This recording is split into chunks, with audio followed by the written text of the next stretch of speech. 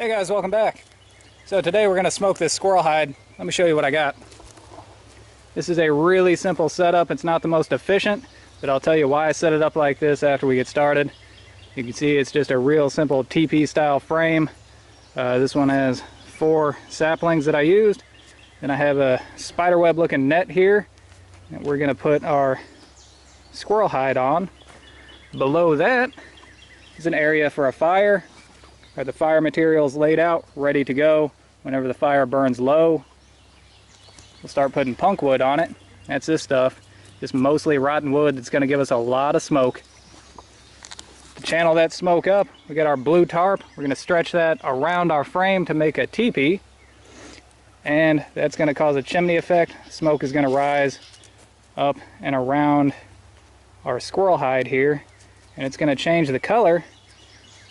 Right, it's going to get darker the longer we leave it on there, but right now it's pretty much white.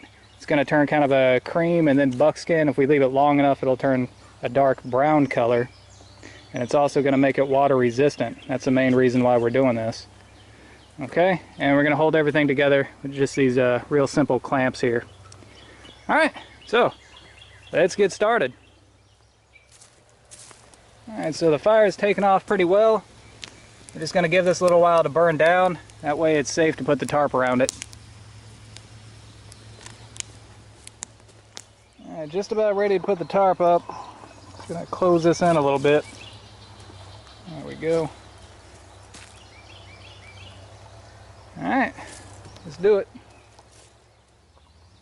Alright, we got everything set up now. We got the squirrel in there, we got the tarp on it, we got some punk wood on the fire. We have enough of an opening on the bottom so that we can keep an eye on the fire and make sure it doesn't flame up. If it does, we'll have to remove the hide until the flames go back down. Alright, so now all we have to do is wait. The longer that we wait, the darker the hide is going to get. How much is enough? Well, it's pretty much up to you and what you're looking for.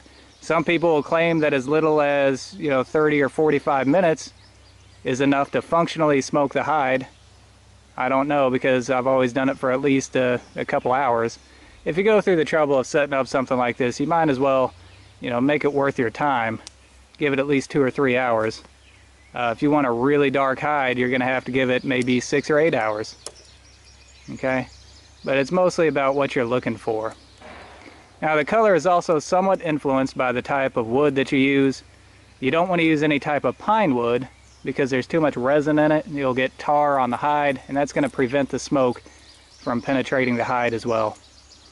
Alright, so now there's nothing left to do but keep an eye on our fire, make sure it doesn't flame up, and keep adding punk wood as needed.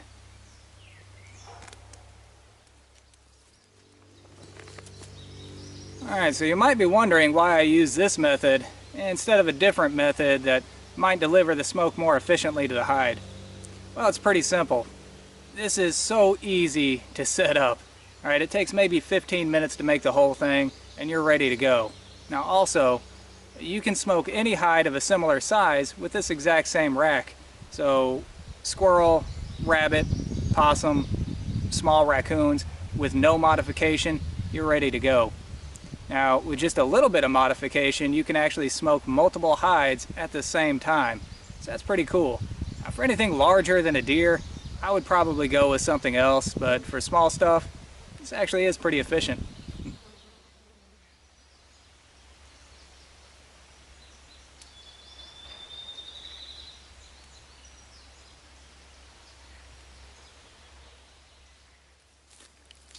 Alright, it's been about an hour. Let's see what we got.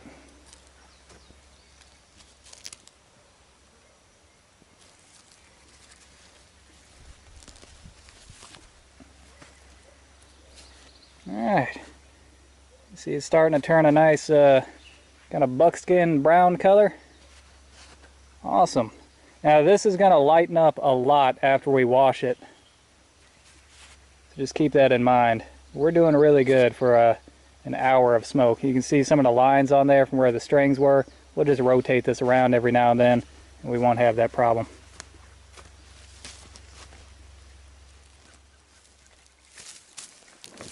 Alright, I guess I should answer some questions that people have had over the years. One of the first ones is there any type of egg that works better for tanning than any other type? Well, the answer is not that I've seen. They should all be just about the same. As long as you've got enough yolk that you can saturate the hide with it, that should be just fine. I haven't used reptile eggs before, but they should be the same too. It's not really the egg that's doing anything, it's just the oils that's in the yolk that's allowing you to break the hide down and soften it. And the next logical question would be, can you skip over the egg part and just get some type of oil to use? And yeah, there's no shortage of stuff that you can use. One of the more popular methods is using Dove soap that's got oils in it. I've seen people use neat's foot oil. I've seen people use mayonnaise. I can't imagine the mayonnaise smells very good. I think I would rather have the Dove soap. But yeah, there's no shortage of things that you can use. People have been tanning hides for thousands of years. It's a really simple process. And you know, variations of egg tanning has probably been around for thousands of years too. Now, primitive people wouldn't have borax to dry the hide out with, and they wouldn't use salt for this kind of stuff, but variations of this method are probably very traditional. As far as how modern you can make it or how primitive you can make it, the principles are all the same. You can modify this any way that you want. And as far as very modern methods, if you want to, you know, go out and actually buy like a hide tanning formula, there's this stuff called Trapper's Hide Tanning Formula. It's sometimes called Hunter's Hide Tanning Formula. It's sold under both names. It comes in a blaze orange bottle. I've used that. All you gotta do is just follow the directions on it. It works just fine. But hide tanning is very, very easy. But sometimes people really overcomplicate it. One other question that people have a lot is the smell. Whenever the hide is dried out, it doesn't have much of a scent at all. Whenever you rehydrate it, it kind of has a wet dog smell. Or in this case, a wet squirrel smell. It's not real bad, but it is kind of like a wet dog.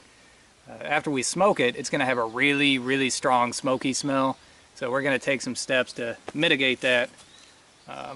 If you're a firefighter, just imagine coming home with all your turnout gear and putting it in the house. That's kind of what it's going to be like.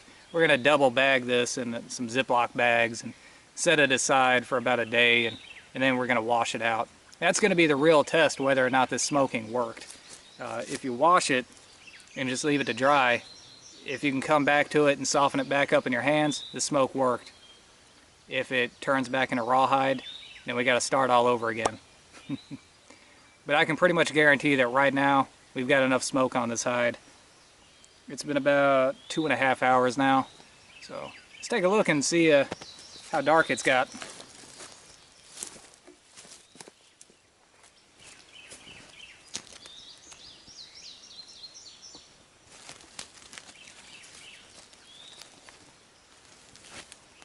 There we go. That is 2 hours worth of smoking. It's turning a real nice pleasant color here. Still got a few little streaks, but that's okay.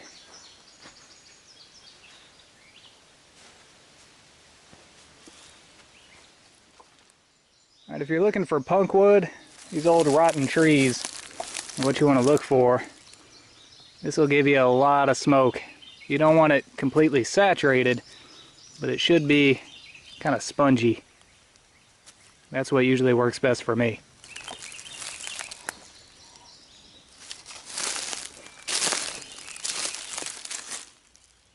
Alright, we're about 3.5 hours in, so I think this is a good stopping point. Let's see what we got. There we go. That's a pretty good color. Alright, I'm happy with that.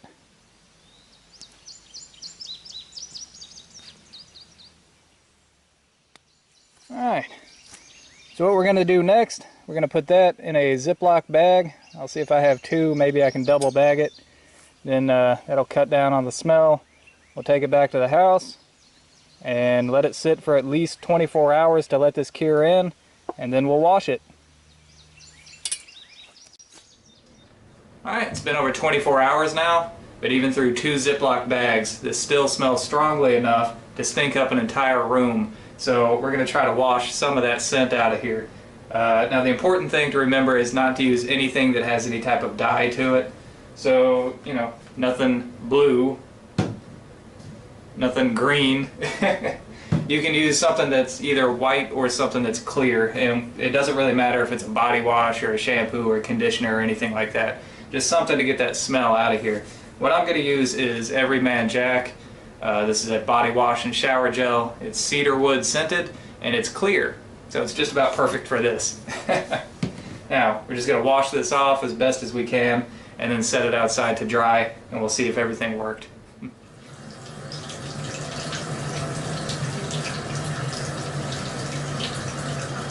Alright, looking pretty good.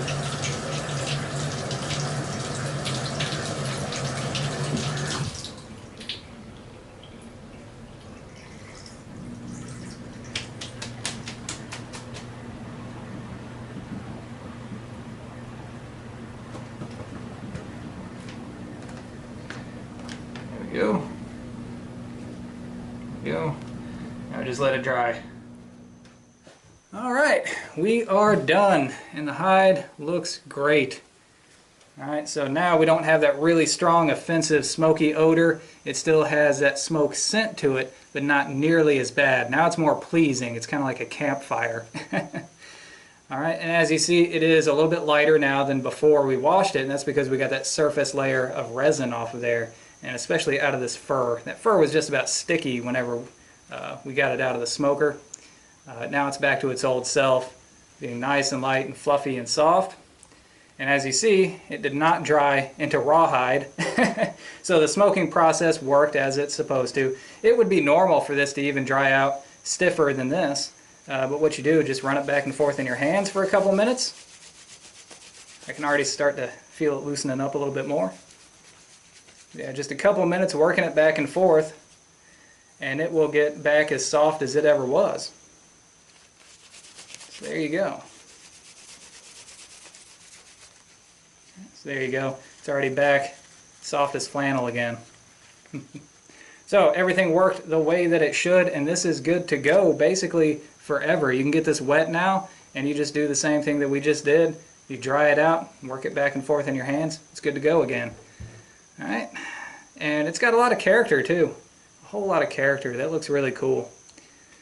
Alright, so I'm going to go ahead and cut this short because it's hot out here and there's really nothing left to do but talk. I could go on for hours about hide tanning, but anyways, if you guys have any questions about it, just leave them in the comment section below and I'll try to get to it as soon as possible. I hope you guys enjoyed this. This is not the best method of tanning. It's not the most efficient method of tanning. It's just the method that I use because I like it for a couple reasons. For one, it maximizes the opportunities that I have to take breaks in the process in case I have to go off and do something else. And two, it's just brain dead simple. There's very little setup. Right? The only real setup that I had to do is I had to build a smoking rack, and that took about 15 minutes. And now that smoking rack is built, if I have to smoke another hide or 2 or 3 hides, anything around the same size, I just go out there and reuse the same thing. So we good to go. That's why I like this method. Anyways, tell me what you guys think, and I hope you enjoyed it. Until next time, thumbs up. Here we go.